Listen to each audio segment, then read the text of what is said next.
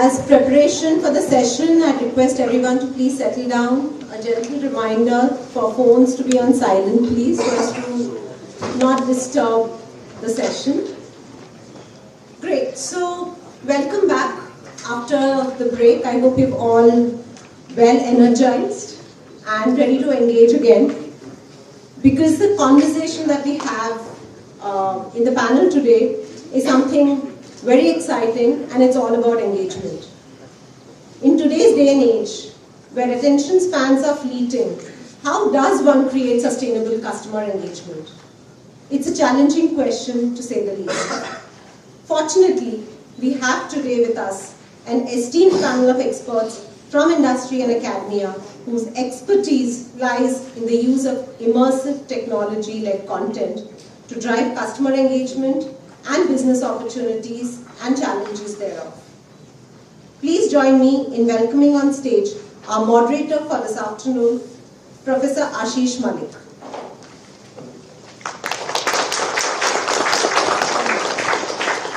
Professor Ashish Malik is a professor of human resources management at Queen's Business School. He has over 3 decades of international work and research experience across industry and academia, spanning across India, New Zealand, and Australia. A well-recognized and seasoned researcher, his research has been featured in several highly ranked journals such as the Harvard Business Review, MIT Sloan Management Review, Human Resource Management Journal, and the likes. So the panel is all yours. Thank you. Thank you very much. What I'll do is I'll briefly introduce and welcome the panelists, and then we'll get underway very soon. I don't know what to do. Just Okay, great. So I'd now like to introduce to you Mr. Biren Ghosh, who's the country head, India and Global ExCom member of Technical and Creative Solutions. Most of you would know, Technicolor is a 107 years old organization and it's still young. So I'll invite Mr. Ghosh to please come and join us on the stage.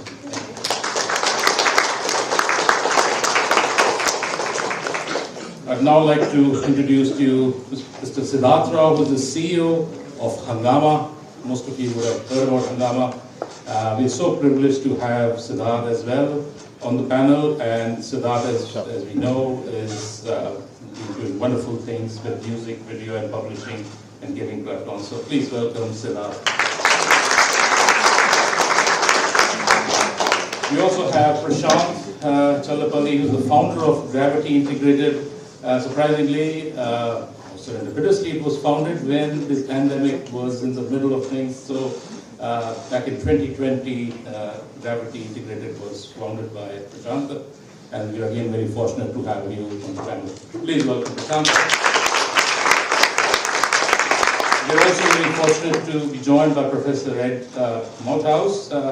He's a professor, Erastus Otis Haven Professor, and he's also very keen and prolific scholar in media and AR, VR related technologies. So I know it's very late up there at the moment, but we really appreciate your time and commitment to this panel. So please welcome Ed as well.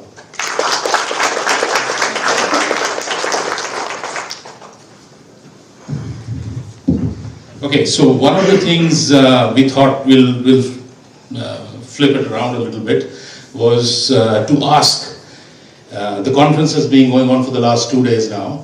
The panel would like a little bit, some volunteers to just maybe highlight what is it that we've been talking about, learning, and then we can join that conversation in dots and bring home some valuable points as well. That'll keep you engaged for the rest of the hour and a bit. So anybody would just like to volunteer? What is it that we've been talking about for the last couple of days? Come on. Don't tell me you're just... Anybody? Come on. Yes, we got a volunteer over there. So we are talking about how technology is changing the business and how new technologies like AI, AGI is changing or having impact on education and businesses. also. Brilliant. So you've covered business, you've covered, industry. Anyone else want to add anything on immersive tech? Yes, there's one on the left. Yes, please, sir. We were talking about the gaps between technology availability and affordability and how consumer expectations are changing day by day when it comes to immersive technologies. So even I am very eager to hear it from members today, like how consumer expectation is increasing and how adaptability will increase in the coming near days. You have come to the right panel discussion. So thank you. I think we all know the conference is about immersive technologies and emerging technologies and how it's impacting education and how education is informing or the practice is informing. Clearly from my experience and what I hear is industry is leading the pack and academia is also collaborating to build the capacity in the industry there. So without any further ado, I will briefly kickstart if my phone allows me to. Yes, it does.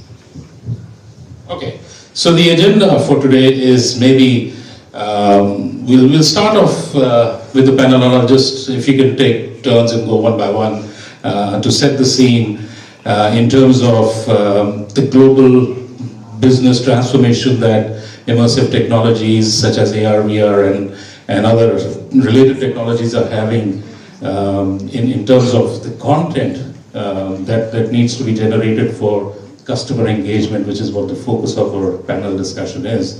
Maybe you can give us an overview at what's happening in terms of the benefits for customer engagement, but also briefly talk about the challenges. So I don't know if this is working, but yeah, it is. So do you want Brain? Hi everyone. I'd like to just start with a couple of comments that I'm sure is going to be the antithesis of everything that you've heard. Number one, I can promise you that technology never invented anything. Technology never invented anything. Anything that was invented was done by the power of ideas, and technology enabled those ideas. So this is my first point when it comes to immersive media, non-immersive media, maybe immersive media and so on. The second thing I will tell you is that this is about content and stories, as the title suggests. And stories never change. Stories have never changed. My company did Robin Hood in 1932. I wasn't there at that time. And then it did it in 1960s and then in the 1990s, and definitely there'll be a Robin Hood again, and that applies to all stories because stories don't change, packaging changes. Packaging is something that we're discussing in 2024. We're discussing immersive technology as the packaging for now, for this year. When we come back to MICA in 10 years, we'll talk about another form of packaging. So that's another thing I wanted to say to you. And therefore, I think it's really important to understand as to what drives this change in immersive technology. What drives it is really, at that moment to time, devices are changing it, right? Most of you in this room have a 5-inch experience and a 50-inch experience. And you're very comfortable with both those experiences, but what you do with the 5-inch screen and what you do with the 50-inch screen is different. And the one thing that has changed while I've been a marketeer now, I'm embarrassed to say that I'm not very successful because 43 years into my career I'm still working. My wife married me because I was going to retire at 40, but that didn't happen. We're still married. That's another story. The important thing to understand is that it has demolished age groups. And the finite way that you wrote for, you still write differently for 3 to 6, 6 to 9, 9 to 12 and so on, but you don't write differently from 25 to 55 anymore. Because there is a new category that all of us belong to, no matter what this age group is, and we are all screenagers. And therefore, I think it's really important for you to understand that the reason that we are talking about a type of screen age is the power of the immersive, and you'll see different flavors from the panelists out here in terms of what you experience. So I'd like to just leave it at that for the opening comment. But how do I get the information I do? If you get your information or copy something from one source, it is plagiarism.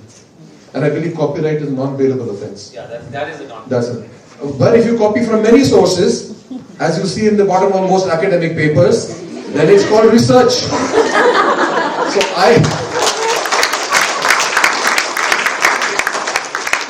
So I am here today to give you the benefit of my research, because we make 20 movies a year, okay, and those movies, anyone seen Transformers? Okay, anyone seen Top Gun Maverick? Anyone seen The Little Mermaid? Anyone? So those are some of the movies that we made, and we do ad films. We do thousands of them. There's short form. We do lots of TV series, like House of Dragons. Anyone saw House of Dragons? All of you. All done by people that, when I come and speak at forums like this, the productivity in my studio goes up, which is why I travel and speak all the time. And I'm going to share those insights with you as we go along. So I'll pass this on, if I may. Thank you. I second what Biren says. We're in a very interesting panel, which is actually content and immersive technology. The beauty about content is created by humans, and technology can't create any of it.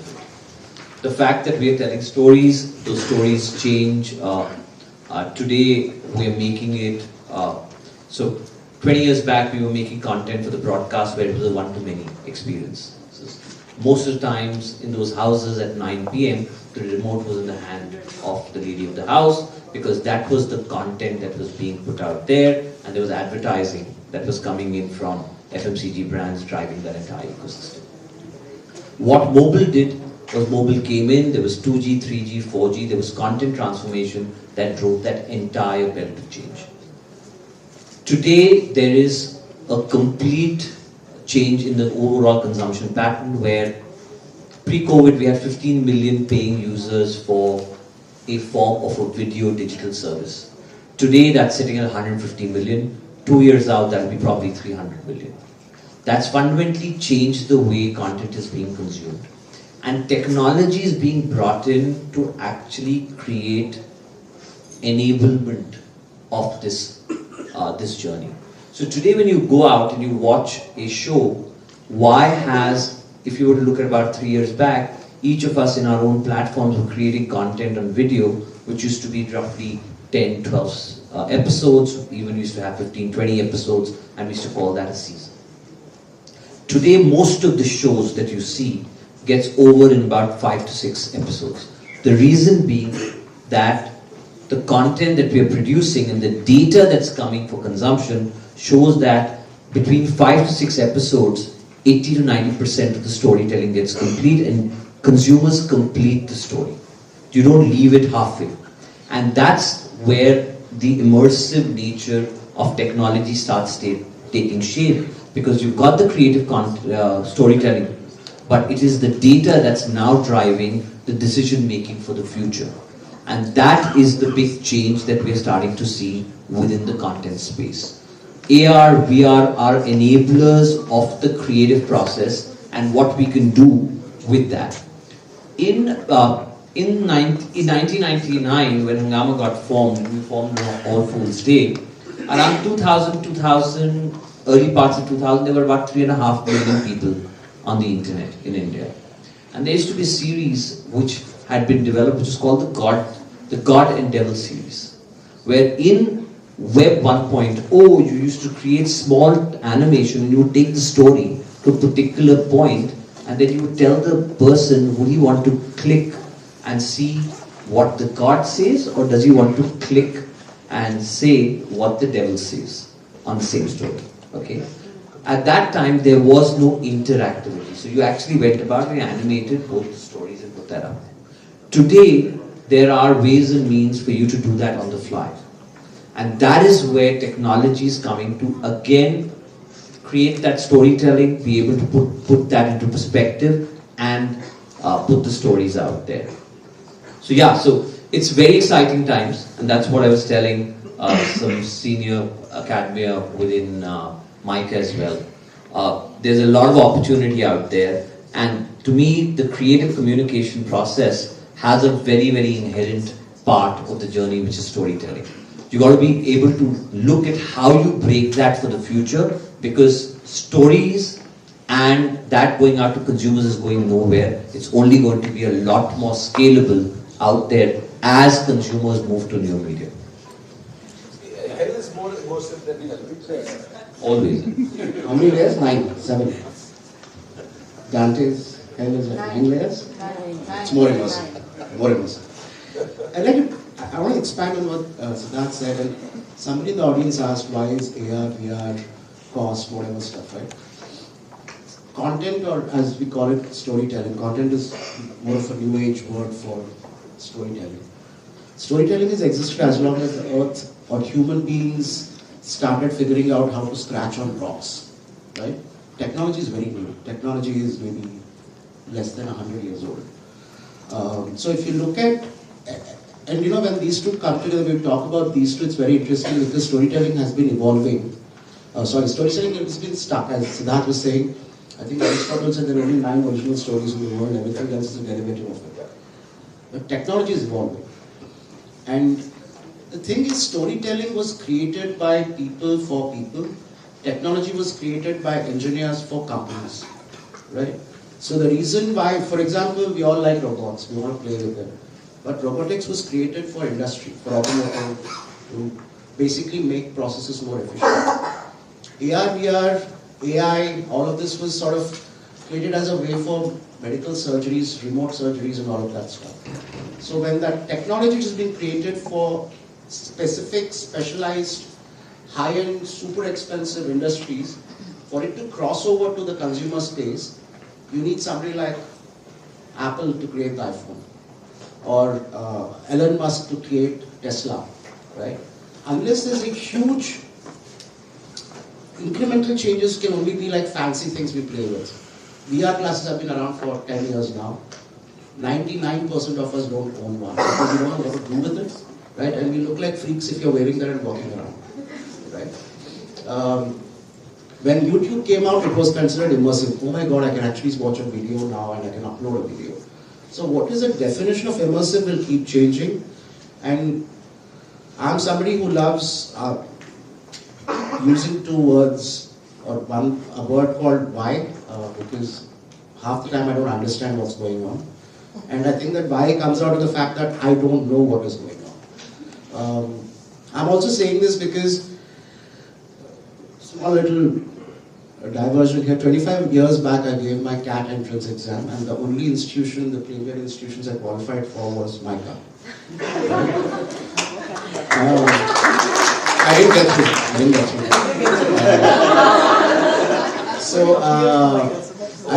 I'll tell you. Why exactly, right? And this is a question I asked the panel also. I did really well in the group discussion. In the personal interview, they asked me, so what is it that you want to specialize in? And I said, strategy. Right? And they said, we don't offer strategy. And my first reaction was, why? Why don't you offer strategy? So, I mean, and 25 years later, I'm sitting at MICA and talking to you about immersive content, and I'm like, life does come full circle. Right? So, all thanks to Mr. Bhaskar, he's been my first boss. 25 years back. I'm the only one who calls him the ghost who walks. Long story, we'll have a chat later. So, thanks to him that he invited me. So for me, technology is not something, and because you guys are going to go out in the world and do certain great things, but don't think of technology or immersive. And we were talking before this panel saying, you guys are supposed to write stories and tell stories. Now, do not restrict your ideas or your creativity or imagination based on what is available right now. Like if Steve Jobs had said, I can't create the iPhone because that touch, this thing doesn't exist. And what he was saying about inspiration, the entire Apple icon system he stole it from Xerox. Apple didn't invent the icon system. He went to Xerox on a visit, he saw it and said, I'm taking this. So I think storytelling is important. Technology will keep changing. You can't ignore it, but you need to adapt to it. So for me, technology, content, immersive, the definition of it will keep changing. The other thing we were talking about is, so far we've used technology to explore the world around us, right? Earth, space, underwater. Technology will allow us to explore the world inside us. That's how much more interesting it can get. How does your brain work? We don't know how a brain even looks like. And when you reach that quantum Ant-Man, and I think you were part of that. Yeah. When you can reduce that, and it's not an impossibility anymore, it's going to happen. Another world of storytelling is going to open up, right? You will not say anymore, unfortunately for doctors, I'm not feeling so good. You will say, this part of my heart is not doing this because of that. Imagine the kind of crazy stories you're going to tell there. So just use technology to tell your stories, don't depend on it as a crutch. So may I now invite Professor Malthouse to maybe add a few comments and his views, please. So I just want to confirm that you can hear me. Yes, we can. So thank you so much for including me on this panel. I'd like to make 2 points about this. So the first is around designing immersive experiences that create customer engagement. So what we found in a lot of work in studying customer engagement across different types of touch points is that the focus should be on how does this contribute to what the customer cares about. All right, so how does this contribute to a personal goal that's meaningful to the customer? So in the case of immersive technology, this could be some sort of vicarious experience where I seek to escape my my surroundings and take me to a new place and take me on an adventure. But it's not enough just to kind of focus on the customer's goal. There has to be an intersection with what the brand is trying to achieve. And so the sweet spot is if you can design these experiences that connect with the personal goal, but also reinforce the values of the brand. So ideally, what's happening during the immersive experience, is meaningful to the customer, but it's also reminding the customer of the value that is created by that brand. And so that's my first point, that the nature of engagement lies in that intersection between what is meaningful to the customer and the brand values.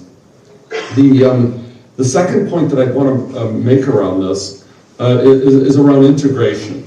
Right? So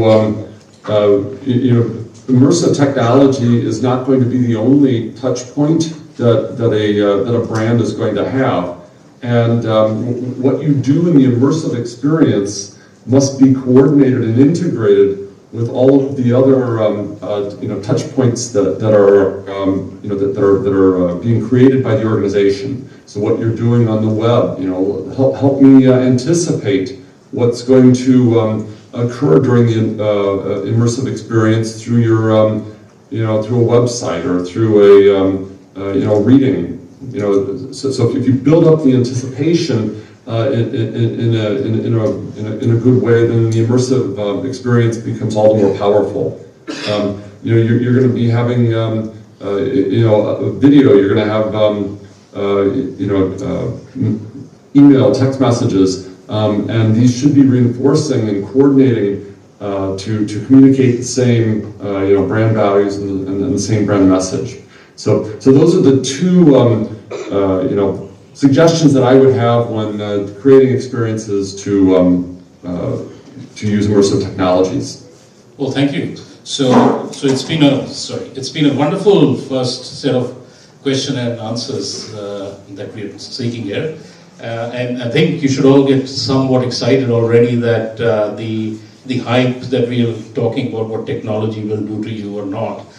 One story there is that the human element and the content can only be generated by humans better than anyone else. And so the stories are there, the content is there, how you recreate that, and technology could be just a tool, or and then we also heard about from Professor that about the issue about alignment, the horizontal fit and the vertical fit is how important that is. So I think moving on, and related to that is, let me explore further with the esteemed panel from their own individual experiences of running and managing such creative digital media enterprises, what are the key challenges and opportunities that you see are being presented to you at the moment, and maybe also dwell a little bit more on the challenges, so maybe we'll start with you, Viren. Yes, when people say horizontal, then there's very little vertical left of me. But let me start by just saying this. There was a guy who took his dog, an Alsatian dog, for a walk in the Alps in the snow, and then when he came back, on the fur of the dog, right, there were these burrs, and then he was taking out these burrs from that, and it didn't come out very easily. Long story short, that's how Velcro got invented. Okay, and what I wanted to say is that it's really important. I am trying to answer your question. What I wanted to say is that if you look at the last 100 years of science, science was invented by observing nature. The beautiful thing happening today in the storytelling world is that we are now using science to reinvent and talk about nature again. So for example, if you saw on Apple TV something called Prehistoric Planet, 2 seasons with the BBC, we've created a world 66 million years ago. And with Sir Ridley Scott, who made the last 8 movies, we've done the Aliens and Aliens Covenant and Ant-Man, and looking at the Omniverse and the Metaverse and trying to invent that, is we're using science again to try to create the natural of the future. How is this happening? And that's the conversation about technology. And the experience that we have is that, look, we are using technologies as simple as scanning. We have created with money from the government of Karnataka a center that doesn't exist in Asia, or will now become prolific, where you scan people. So whether it's Kamala Hassan or whether it's people from, we've all come in there and made movies out of that, right? And if you look at, we talked of Top Gun Maverick. By the way, Tom Cruise does not look like that. Okay, and he was there for the opening of the film at the Cannes Film Festival, and I was there. You could clearly see that this Tom Cruise, lovely, fantastic, mature gentleman, is different from the one in the movie. So this is what's going to happen, which is you're going to be able to create things in perpetuity. We've done 130 projects in VR, but these projects in VR didn't really go anywhere for the reasons that everyone knows. But the important thing to understand about immersive technology is this. What is important to understand is that all of us sitting in this room and everyone outside of it are extremely fickle. Our minds are extremely fickle. If I created a VR of a plank across 2 buildings in New York, 200 stories high, and now you have to walk across that, I'll put a carpet just 30 feet across this room. I'll make you wear that VR glass. Everybody else can see inside what you are seeing. You can be the 20th person of the row. You will then see that first 15 people have done that, by the way, in Hong Kong at a trade fair. And I said, okay, I can do this. I can close my eye. I can actually walk that. It's only 25 steps. I'll say 1, 2, 3, 4. I'll tell myself I'm not walking on top of that building. But by the time you go there, there are people walking on the side of you so you don't fall. A bird will fly, something will happen. God forbid if you try and look down.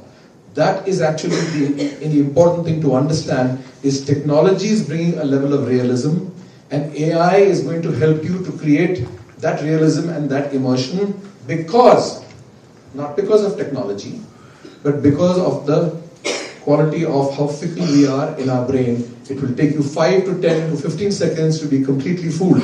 And that is the opportunity for storytelling. Because as it becomes simpler with glasses and so on and so forth, you will be able to completely mesmerize yourself, or as a storyteller, someone else to do that. That's point number 1. Point 2, in the consumer's hands, all of us are consumers. And when I met Satya Nadella, when he just became the CEO, and we were having a conference in Mumbai, and we said to him, Satya, you have more data than anybody in the world. This is 15 years back or 12 years back, whenever he became the head. The most powerful computing device in the hands of a consumer for the last 25 years is a gaming console. Do you know why? Because in a gaming console, everything that you're doing is real time. You can choose to go right, you can choose to go left, you can decide to shoot, somebody else will shoot you. It's rendering in real time. And so everything that we're talking about today is GPU driven. That's what's made Nvidia the most popular company on planet Earth right now, or most valuable company from where it was, because those are the kinds of chips that are going to have real time. So today, no offense to the camera person here, movies are not made with cameras. Movies are made, it used to be all in front of a camera before. Today it's inside and behind and without a camera. Everything that we do has no camera except the live action shot of the person, and the rest of it is virtual. So immersive technology is allowing you to do things like going 66 million years back or going forward. But the important thing to understand in our industry, which we have not mastered in India, is the marketing element of it. Because we fail to create franchise. Where we work on Pirates of the Caribbean, by the way, there's no real water in it. Harry Potter, there's no real water. If you saw Jungle Book, the bear and the guy, no real water. We got our first Oscar for The Life of Pi, 2 storm scenes, no water. So basically this is using science to imitate nature, okay? And the opportunity there is storytelling, but build franchises. When we did Fast and Furious 7, Paul Walker passed away with only 30% of the movie done. We had to do 70% of the movie without him. That is what the technology is all about. You should not be able to notice. The reason I'm spoiling so many good movies for you is to tell you that immersive media is only immersive if you don't know that it's not real. Okay? And as far as the human contact is concerned, now that's the answer to your question. I would any day prefer to kiss my wife than to actually watch that scene on VR. I just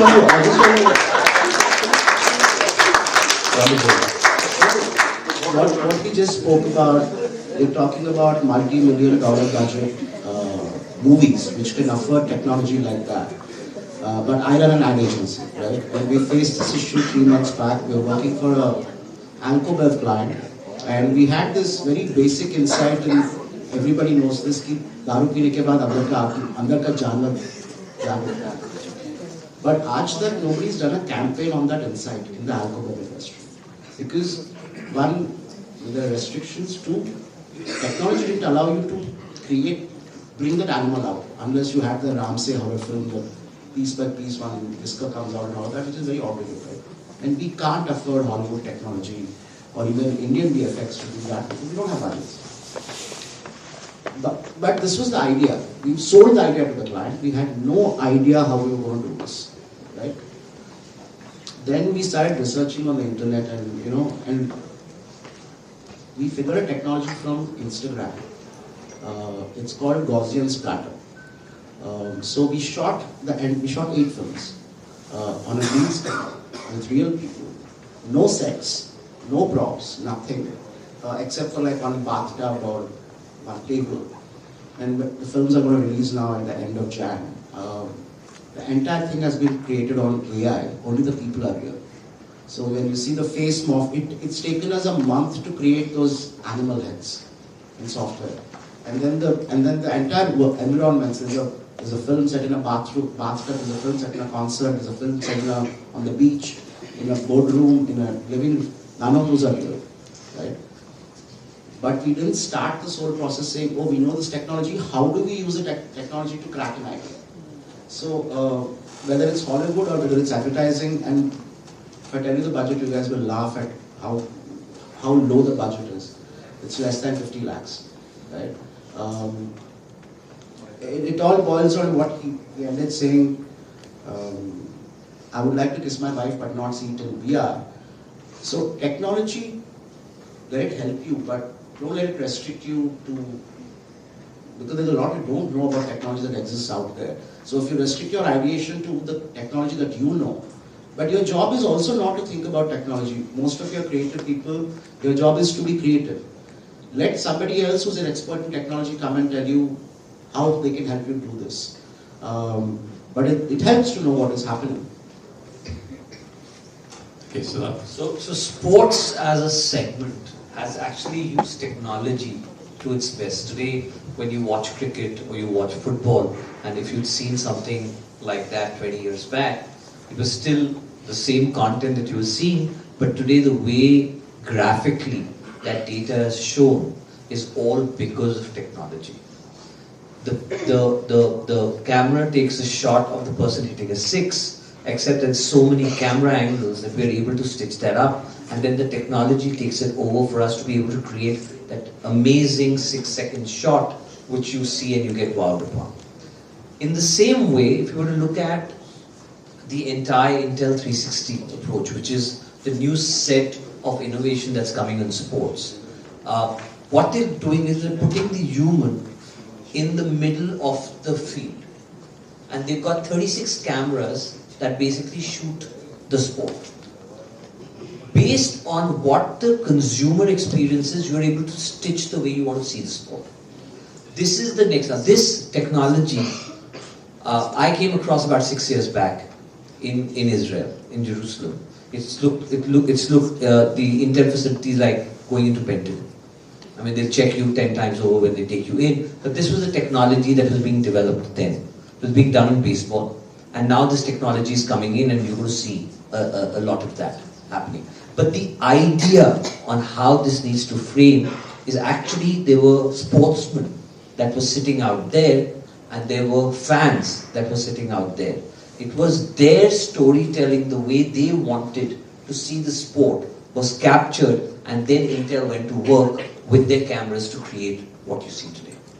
So that is how the interface is getting changed. The other big thing is that earlier it was all about that I'm a creative person, I don't know how to read data. That fundamentally has to change. Because data is not about reading big numbers.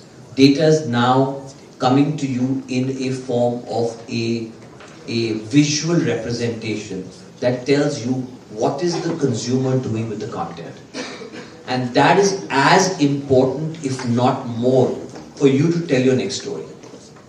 If you do not know what the customer likes about your story and where the customer drops off, or what is the story that you told, what were the nuances to that, fortunately, unfortunately, data, there is no white, there's no grey. There is white and there's black. And that reading is what today as a company, we encourage our creative teams. We're a large creative house, but we encourage them to read it.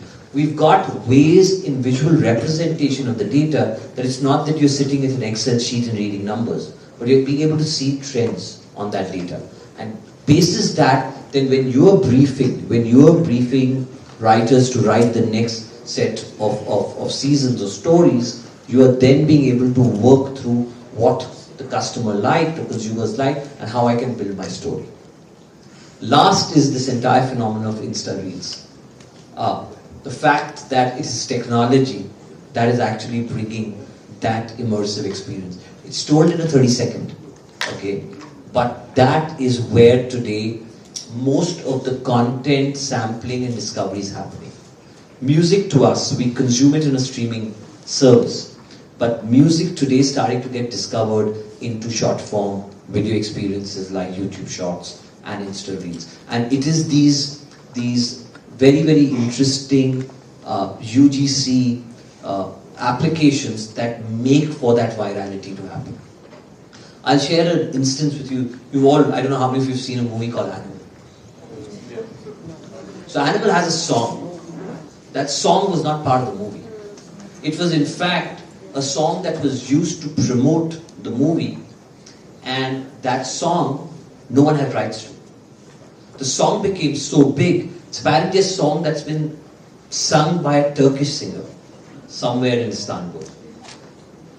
We distributed that content, so we gave back feelers back to the label saying that this song is not in the film, it's not your right, but this song is the reason why this film is being asked for.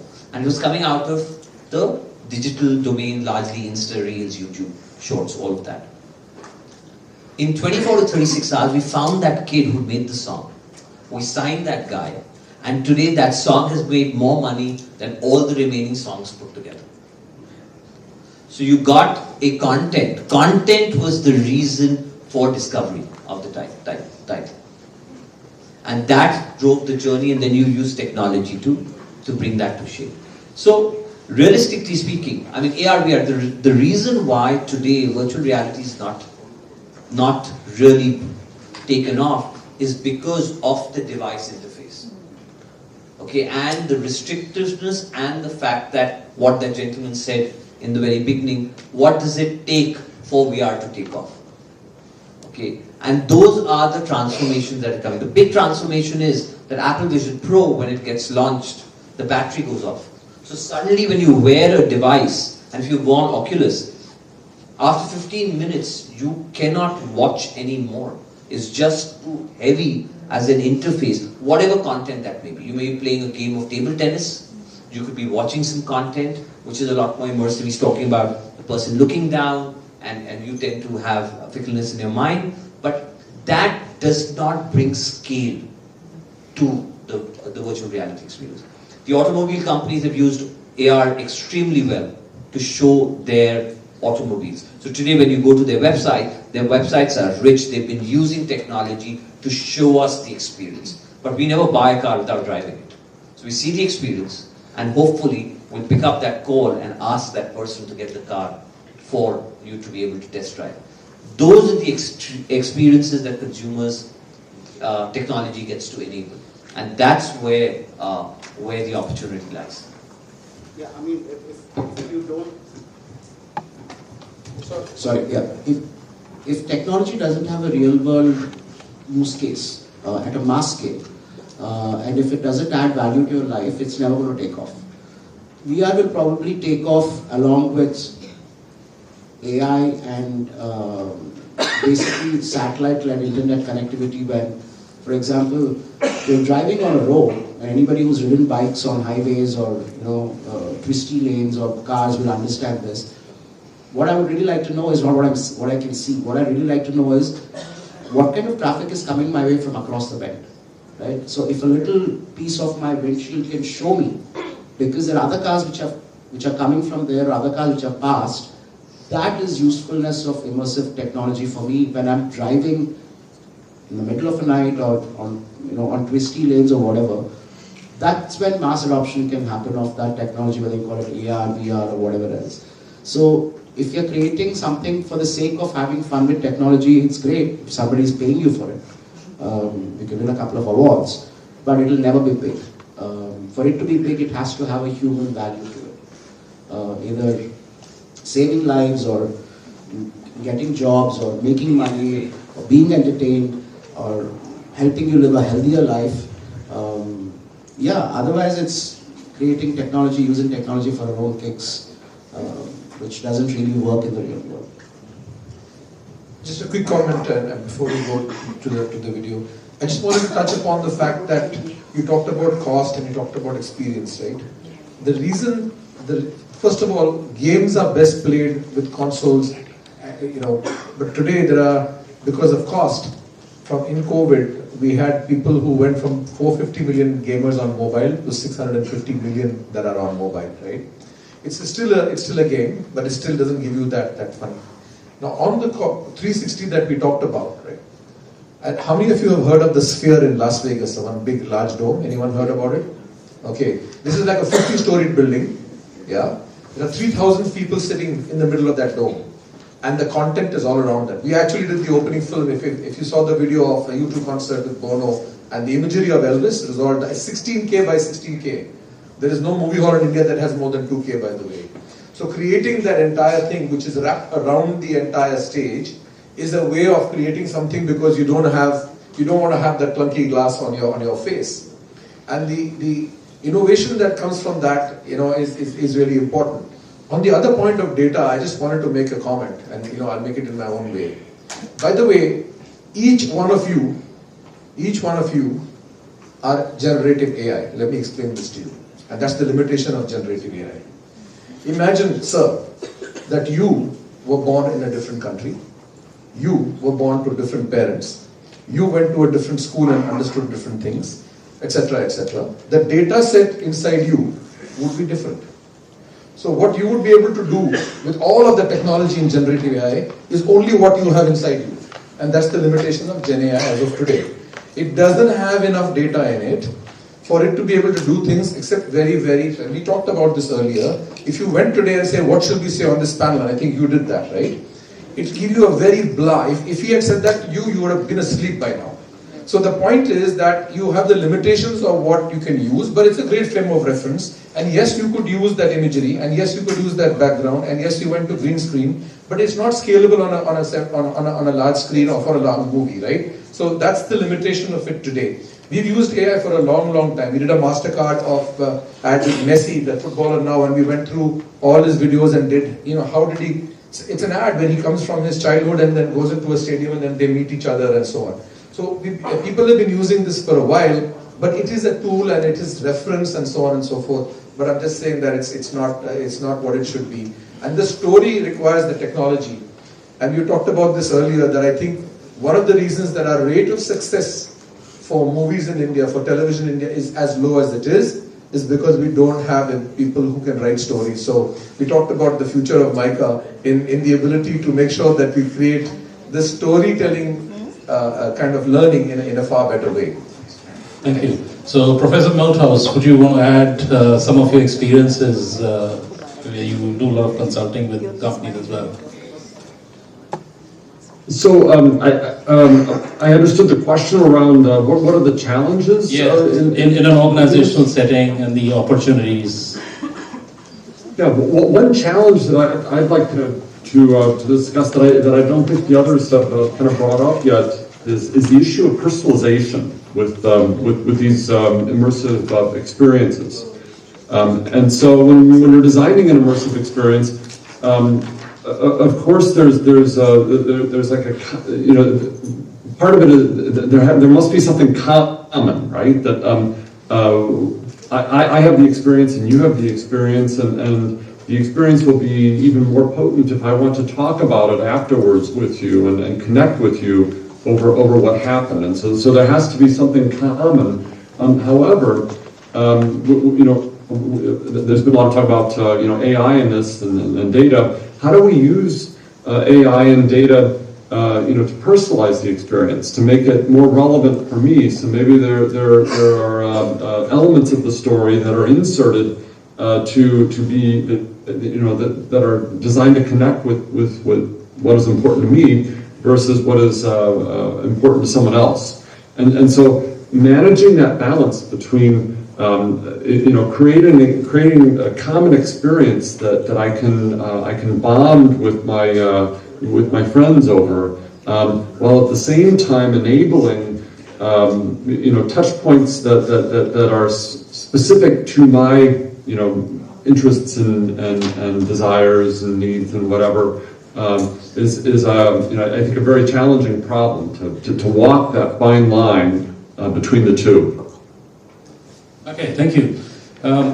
It's been wonderful to hear from you about how the high end of the street is using technology, but also you've shared with everyone about how little you need to get creative in the use of technology, but also Not how little you have.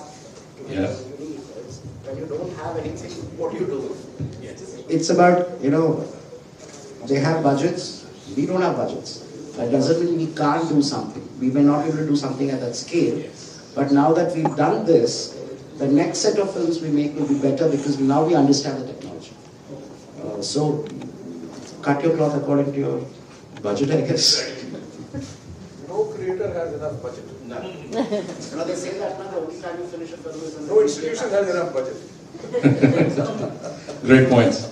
So, and then also there was a discussion about the importance of data and how technology is basically helping us to augment our own roles and our own productivity and our own experiences. So there's that another take for the audience there.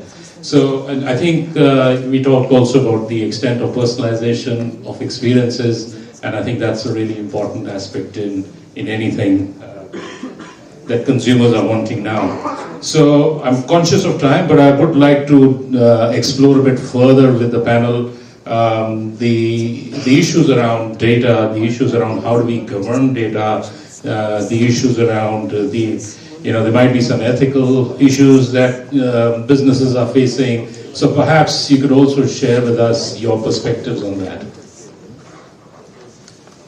So one of the biggest things in digital is the fact that you've got data. And it's real, it's there. We know what the customer is thinking, you know consumer patterns, you know TG, you know app. a lot of segmented data with you. It's extremely important how this then gets used for business. So there is a larger data charter which we call the larger structure that the government of India is also formulating, of what is a do's and don'ts of how to manage data. But the larger process of core data has been that I actually don't know who you are. I know what you like. I know what in a segmental way is your demographic and psychographic data. And then you start making personalized decisions on consumption, acquisition, all leading to some form of a revenue alignment for your business. And that is something that is now what I call the core fundamentals of the digital age. That fundamentally cannot change. The content creation space with AI and the fact that there is content which could be plagiarized and that's being put out there, that was also there in the previous era as well, where someone's story was presented to us, not knowing we would go out and commission something like that, and then there would be this person would come to us and say, hey, look, listen, this story was actually created by me and not by the other person.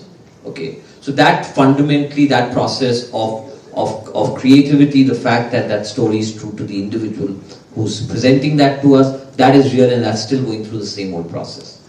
The core actions that we take on that data is linked to all the business values that you set out for yourself.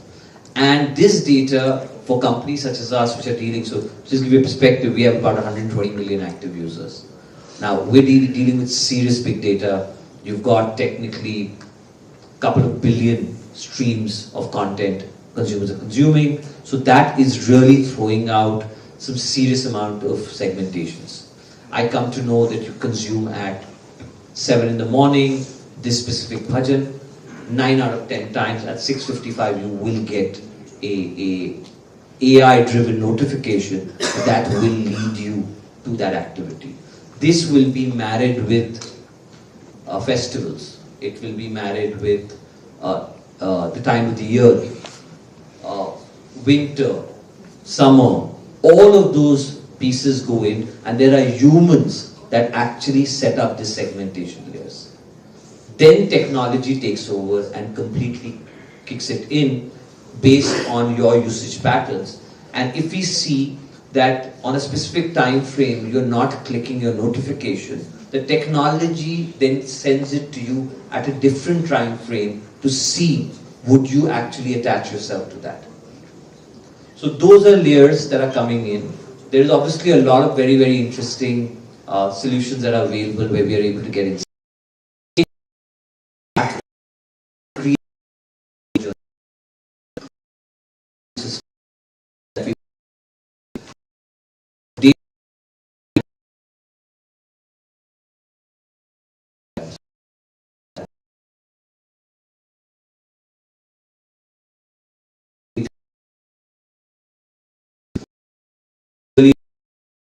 And a lot more the government of India is doing with us. People like Viren, Neeraj, my founder, they've been spending a lot of time with the ministries and providing for a structure in which the future of big data for India will be. And I believe India in that sense is well ahead of the curve. In fact, it's our policies that are now reshaping, I'm aware, of Western policies on how data privacy needs to be handled. I just want to take that thing from a completely very different perspective. It might sound a little bit, what the hell is he talking about, but please bear with me. The 20th century was defined by 3 belief systems, right? Till the 1940s, till mid-1940s, the dominant belief system which influenced global events was fascism, right? It basically said one country has to dominate the whole world. Then from the 40s to the 80s, the world was basically bipolar between communism and capitalism/liberalism. So the 80s put an end to communism, and then capitalism became a unipolar world, right?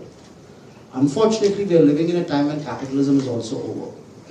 Liberalism is being questioned because I think if you look at whatever has happened without getting into details, a lot of people across the world believed capitalism would lead to everybody getting money, everybody being economically progressive, and I think fundamentally capitalism has failed in delivering that promise. The reason I'm mentioning these is because each of these eras, everything that happened was defined by politicians and industrialists to suit the narrative of the belief system, right? Investment in armies, which was the 40s. The fascist thing was about build large armies, build strength, dominate the world. Socialism was about build large industries, forget profitability, everybody gets the same money. Capitalism was build infrastructure, invest in the private sector, let a few people build the country. This age that we're living in is being built by software engineers, right? And they are becoming industrialists. They influence policy. They influence the economy. Right? Today, if Mark Zuckerberg decides, or Sundar Pichai or Satya Nadella decides to wake up from bed in a bad mood and switch something off, economies are going to tank. Right? Nobody's had that much power between those 4 or 5 companies. The point is, regulation, when we talk about data privacy regulation, the 20th century was a much safer era because we knew exactly what was expected. The laws were there and we used to follow the law to a certain extent. There are no laws with the internet. There is no belief system which exists of what is this data going to be used for. And what Siddharth was saying, I think, where probably the West has failed, and that's why whether we call India the gateway to the global South or the next probably superpower, if we are going to drive the narrative for regulation, because I don't think the West is capable, I don't think China is even interested, but that's the big danger with data. It's free to use, right? If I'm signing on to somewhere, I know that data is being given to, my bank is giving up my data to 4 loan companies. Who's regulating that? So technology has grown so much faster than regulatory bodies can keep up with. And even if you find Google $500 million, it's like a drop in the ocean. Money has no value now. What we do with the data is going to be scary unless there is a global regulatory framework which comes in. And for that, there needs to be a belief system the world will believe in, saying if data is a new oil, what is a belief system that's going to drive the data usage? For me, that's a big answer. Fantastic. Just Yeah. one basic core data set. I mean, we are all aware of the fact what UPI has done to this country. Okay. To just give you a perspective, at last count, 31st of March, 35% of India's GDP will go through that system. Okay. So, and that is a business, a opportunity of convenience. The reason we use it, it's convenient to use. That is what we are solving for. Now that big data, that size of data that's being generated on the back of the digital economy, that's only going to get, today we're bigger than China. China was the largest so-called digital payment economy in the world. We outstripped them about a year back. Today, by far, the number of transactions that this country is doing on a monthly basis outstrips any country in the world. And we're just starting. That is actually big data, and that we're trying to solve for that in itself, because that's money. What we are moving is money. I don't Just think on, it's left in the world like India where you can pay for a chai with an UPI. So it doesn't exist at that micro level of. It's actually It does exist. It does. Today, If you go to a chai wala today, you will have Anywhere else in the world, that micro level of payments availability from UPI, I don't think exists in most countries. We're looking, in fact, to offer the India stack to other countries, which is the G20 conversation. I just want to come back to the security story. So I think it's really important for everyone in the room to understand that we, as one of the largest content creators in the entertainment world in 3 or 4 sectors, we, by our legal counsel, we are not allowed to use generative AI. Because when you sign up to generative AI on a public service, you are giving them the authority to use that data themselves, and you can also use it yourself. Because that's how they have to create their own story. But there will be versions where you can then, it's similar to when the cloud came. So most of you in the room may not know that for every single frame of film that we make, I still call it film. There are almost 12 different data. There are almost 12 different applications. Some are like sculpting, some are like acting, some are like painting, some are like whatever. And therefore we have currently in my team I have a small cozy team in India of 7,300 people that do this, and many of them had to work from home. And can you imagine that we write 300, and for those of you who are technically savvy, we write 350 terabytes of data, and our storage as one company is about the size of 8% of Amazon's global storage. We are not in Amazon, but if you take all of our storage together. And therefore the security of that is mind-boggling. And I was given a book by Michael Dell, because we're large partners of theirs, and I go for the annual conference. I was given a book called Future Crimes. And he bought a company called SecureWorks. And the premise is that the crooks will always be ahead of you. So when Musk bought Twitter, now X, for a $100 million security budget, it took one Indian guy to hack the whole thing, right? So therefore, basically you're playing catch up. But look at it another way, because we're all talking about the future, and you guys are the future. Everything that is invented at the speed of sound today is invented by crooks. Right? Because they are always faster and quicker, they can take more risks, they can do whatever they want. So actually there is a lot of stuff that happens in innovation where you look at people, it's like Mad Magazine had spy versus spy. The crooks are always ahead of the guy who's real, and then you kind of learn from that and assimilate it. And as you create counters to those hacks, you actually are inventing technology for yourself in the cybersecurity world. And that's a big thing about it. So one has to be really careful. Like for example, when I get up from here, there will be about 25 offers to me to see videos of a man kissing his wife, right? Because they heard me, right? So that is really the story that you can't contain anymore, and therefore you have to live with it, and you have to live by being as careful as possible. Thank you. I'll just move over to Professor Malthouse to maybe add a few comments there on the topic. Yeah, I think it's becoming a very complicated world with this, and I think part of the answer is in recognizing that there's many different stakeholders out there, and you must as a manager you must balance the needs of these. So there's a very interesting news story a couple weeks ago that the New York Times is suing ChatGPT, OpenAI, because it's they used New York Times articles to train the ChatGPT algorithms. And what I find interesting about this is OpenAI was focused on one stakeholder, which was creating a product for consumers. But they weren't concerned with these other content producers and their viability, and so therefore the New York Times is taking this lawsuit against them. So my recommendation is we need to think about the different stakeholders involved, and we have these data sets that were gathered for one purpose. So the New York Times created news stories so that people could, read them. Yet they're being repurposed for other, other tasks. In this case, training a large language model. Is that okay with all the stakeholders in this ecosystem? So these are some of the questions that I'm very interested in. Is focusing in on balancing the needs of the different stakeholders within this data ecosystem. Well, thank you. There's a lot of food for thought that has just been generated in the discussion. So I know we'll have lunch soon, but I think it's time. I just had one tip for the audience. How many of you are on LinkedIn? All of you are on LinkedIn, right? No. Have you seen of late in the last 6 to 8 months, suddenly you're starting to see these LinkedIn is posting a question saying, you have been recognized as an expert on this topic. If you value your intellectual property rights and your privacy, do not answer. They are not trying to inflate your ego, they're building their AI engine. So you are all familiar. So, don't sign up for LinkedIn and then come in, oh, they took my ideas. You gave them away, I'm sorry.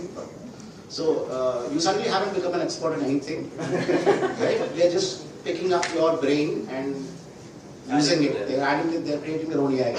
They're actually just segmenting for it to be given to business entities to be able to pick talent. Thank you. Data That's usage. Data usage. Yeah. Data is the new currency, as they say. So I think it might be opportune for me to invite questions from the audience after such a scintillating discussion. We don't have time for a lot of questions, so 2 questions at least. Okay, there we go. On the left. Yes. Very much so. Professor Hansigan, I'll say you now.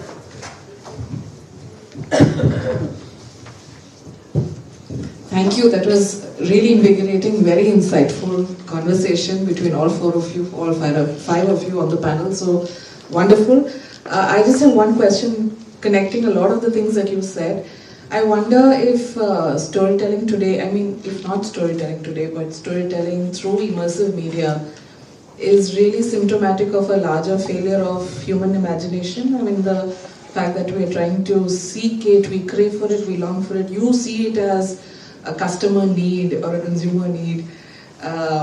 Is it symptomatic of the fact that perhaps as readers, as audiences, as humans, as citizens, we don't want to do the hard work of imagination anymore? Because for me, storytelling was always immersive, in the sense that the moment you walked into a cinema hall, you were trapped in that space for 2 hours, but yes, you were transported. It did require a different kind of faculty, which is perhaps the faculty of willingly entering that space to suspend your disbelief. But so too that happens when you read a book.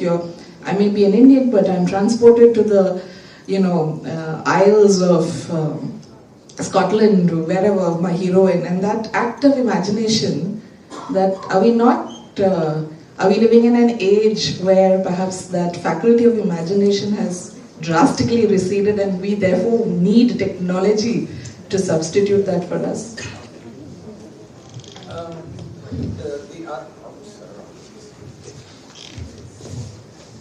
The answer is absolutely not. We are even more challenged, and I think the bar is even higher to create that engagement.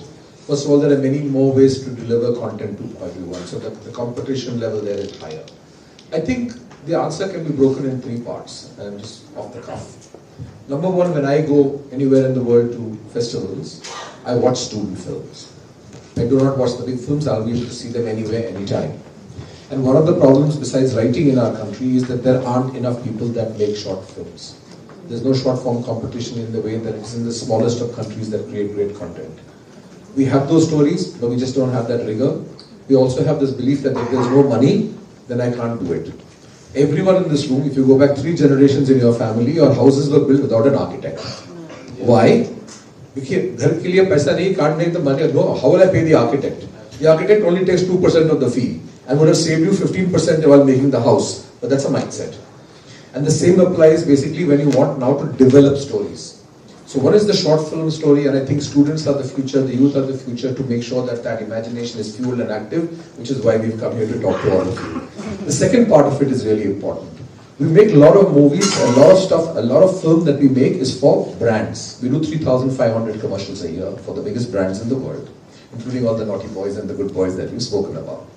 Now, what happens here is, they spend millions of dollars on their insights, whether they're enterprise or consumer. We need to tap into those insights and therefore use that as the fuel to create an imaginative new way to do it. We have to get Sir Ridley Scott to say, can you help Hennessy, who wants to make the 150-year-old Hennessy cognac dance? And then come out with a really cool way of doing this that is innovative for the audience of today. So that's another part of it, right? That's applied, that's a commercial storytelling stuff. As far as the movies are concerned, and television is concerned, again, there is no general entertainment. Our films in the old days, which we saw from the 50s and the 60s, came from the village square where we had variety entertainment, and we had variety entertainment in the movies, and of course the songs had no connection with the story even then. It continues. The other part that's really important is why are you telling that story? So all the major studios that make Pirates of the Caribbean or Toy Story or anything that they do, those are actually like trailers or ads for the franchise. They're not interested in the $100 million movie making 150 or 200 or 300 million. They want that to be theme parks, they want that to be a consumer product, they want that to be back to school, they want that to be merchandise. Star Wars was not bought because of the box office revenue of all of its movies. So the important point about stories is how will you catch a wave that will be completely all pervasive, and that story will be something that can become a major franchise, because that's what you're looking for. And it's a greater value than the product that was made in itself. So every one of these have a different purpose, and stories are made for that, and the bar gets even higher because they have to use the new technology to make that, which is why I started by saying that stories don't change and the packaging does. And content was being made for one type of screen. As that screen type has changed, it's gone from a one-to-many to a one-to-one. Consumer segmentation has started to take shape. There's a set of content that you can only see in a 5-inch screen. I was giving an example. Horror as a segment cannot be enjoyed on a 5-inch screen because you need the entire experience for horror as a genre for it to actually play out for you. Lots of blood. Not only blood, it has to be dark, it has to be eerie. You need to be in the setting. You cannot be standing at a bus stop with earplugs and watching a horror. Could work on a AR VR screen, but Okay. won't work on a So those are pieces, and the fact that that's the opportunity, if you ask me. The fact that now consumers, people can write for different kinds of genres, different kinds of stories. And that's the reason why a lot of us are trying to get into middle India to tap the stories. Because fortunately, unfortunately, we actually don't have a process for writing in India. And that to me is the opportunity for MICA as well. Where you can write and build that opportunity, because there is a massive play out there for people to come in and write for stories that we all want to tell. I mean, we were discussing about the amount of talent in Northeast, Middle India and South. Nobody's tapping into the talent in a organized way. K-pop is a classic soft power. It came in actually, you know why K-pop became big in India? It's not because it was seen on digital. The Korean satellite has beams that come to the Northeast. And in the Northeast, these were channels that were available for broadcast. And K-pop came as an immersive layer from that. The kids over there consumed, and they were traveling into the north of India for studies, a lot of them across the country. That's how the K-pop phenomena happened. The second place where K-pop really grew was a state called Kerala. Because the expat community, the Indian communities who were living, brought that content back. That's how K-pop happened. That's exactly what's today happening to Turkish dramas. It's a phenomena that's coming in. There is content. I mean, we are rolling out a Turkish dubbed drama in about 2 weeks' time, and the big challenge was that they generally do dailies, and we do series which are limited. So you have to work with the Turkish creators to create an 8-part series, and we are hoping that it'll make some, because it's the storytelling in Turkey that's actually the draw.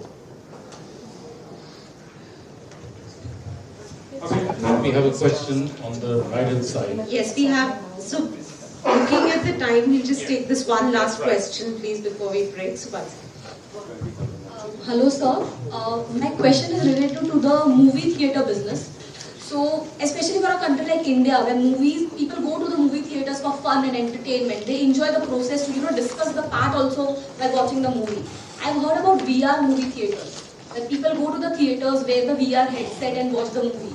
So, do you think that India has a scope of creating such theatres, or would the movie makers in India would need to create such different content for watching the movies on VR headset? Because for India, movies is a different, like we are excited for cricket, that's how movies are for us. So do you think VR headset theatres can be a concept in India, a good opportunity, and the content can be created, or we need to create a different category for such movies? So, I'll just make 2 comments and then pass it down. Number one is, I came into this industry very recently, more than halfway into my career. I've only been here 23 years. And when I came in here, India had 3,000 screens. And China had 3,000 screens.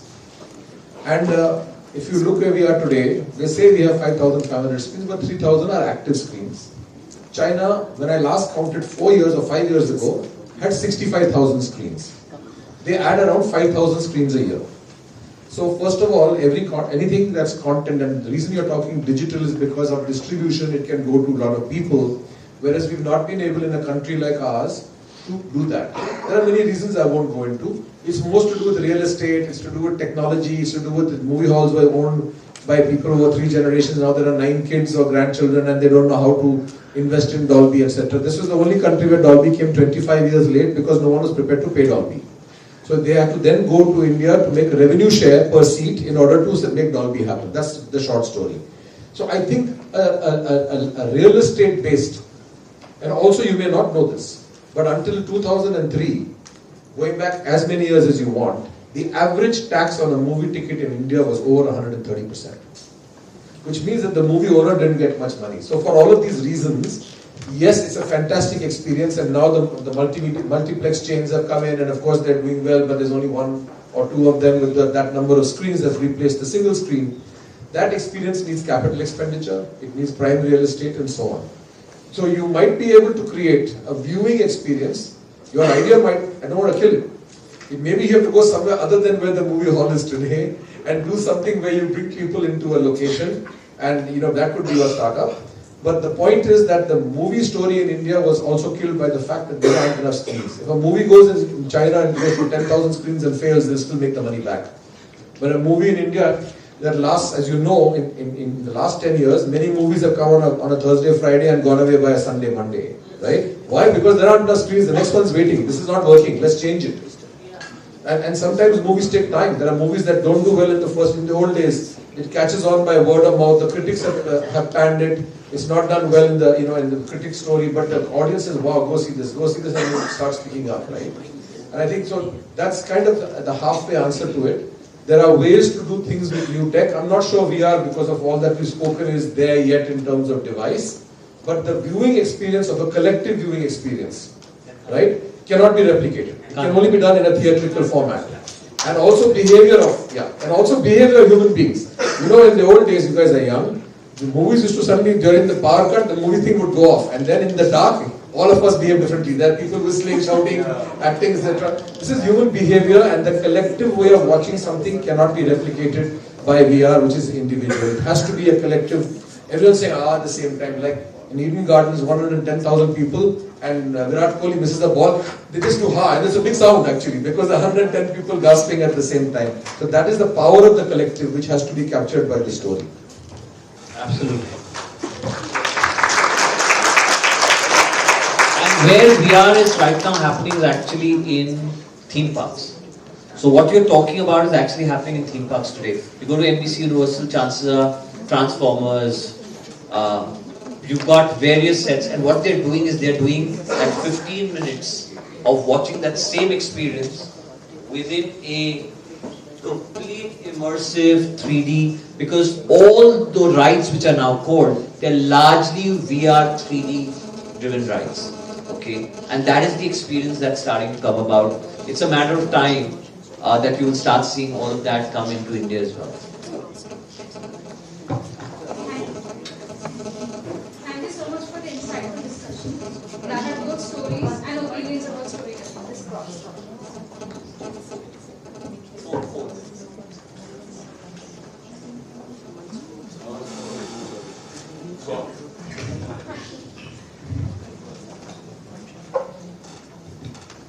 Thank you so much for the insightful discussion that had both stories and opinions about storytelling. We started with a very quotable line: stories don't change, packaging does. But at the same time, our definitions of immersive certainly does. I would like to thank Professor Malhouse for joining us online, even though it's quite difficult.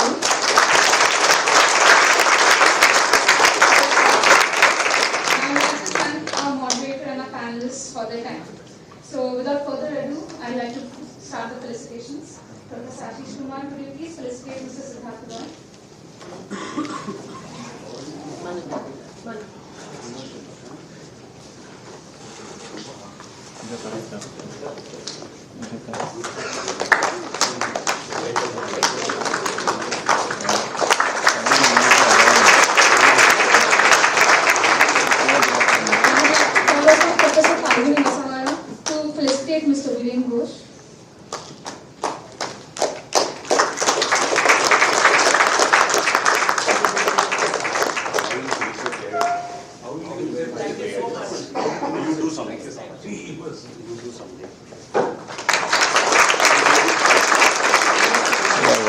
welcome Professor Suresh Malodia to felicitate Mr. Prashant Chalapalli.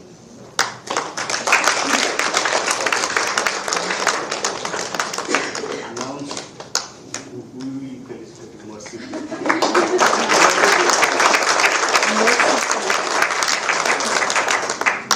Unfortunately, Professor Mohandas will have to be felicited immersively.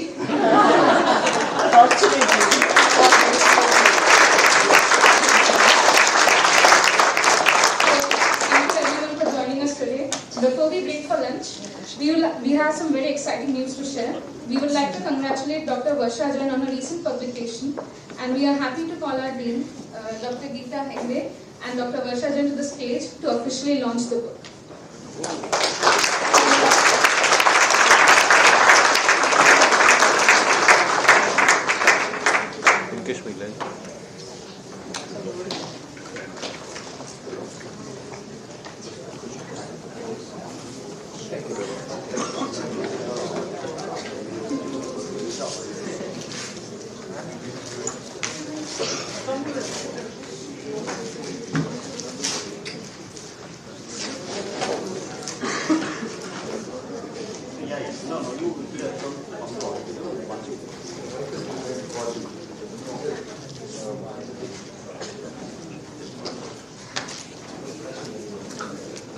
I think Varsha will just give a couple of introduction to give a quick introduction to the book, and then we'll... Very good afternoon, everybody. Thank you so much for giving me the sweet spot. I'll quote Professor Melthouse for this.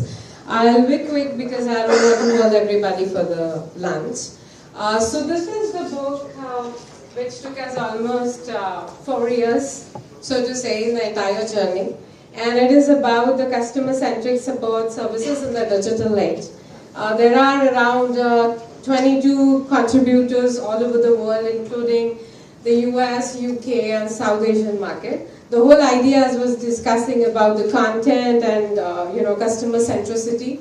I think this is the whole journey which we started around 7 years ago, and it's a journey ongoing altogether. And I would say this because we recently published a book on AI, and other books are coming in a couple of months on AI and marketing, and the journey will go on because as the technology keep moving, the central focal point is the customer. And that's where the whole idea stands, where is this person moving around in immersive technologies, in VR, AR, AI, and what marketers are doing around that ecosystem. So it's nothing to do with geographical boundaries anymore, but it has become more complex because you don't know where this person is, and this person keeps changing. It's the persona that keeps changing. The individual remains the same. But when the persona changes, I'll quote the panel that we had yesterday, which is about contextuality. It's all about context, and that becomes very problematic because I don't know what the context and the mindset of the person is, which also gives me the leeway to do a lot of understanding about this person and make the world into a customer-centric world where I make more meaningful contribution to this person. So I think with that, the journey continues, and this is all credit I would go to the contributors as well as my co-editor, Professor Jack Schitt from Emory, US, with which we started this whole ecosystem of customer centricity with all the special issues lined up, papers, books, everywhere you will see. And also Emmanuel coming from the UK, and my former doctor student Anupama, she is based out of the Dubai. So thank you so much for giving us this spot, and I'm sure that you will be reading a lot about all of this, where we covered pre-purchase, purchase, post-purchase, as well as the entire challenges and the frameworks that we discussed about. But the last note I would like to end, that in customer centricity, okay, the relationship which has to be maintained by the customer is not when you're doing the transaction and the deal. The actual journey starts when the deal is converted. And that's where the entire immersive technologies, AI, plays a very important role in customer-centric digital world. Thank you so much.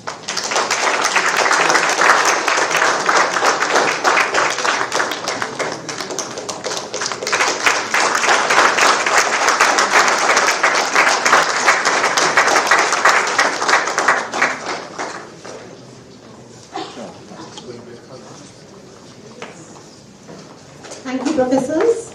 We now break for lunch. Something that everybody has been waiting for. So please head for lunch. We reconvene at 2:30 for parallel sessions that are happening in SH8 and CR2. Thank you.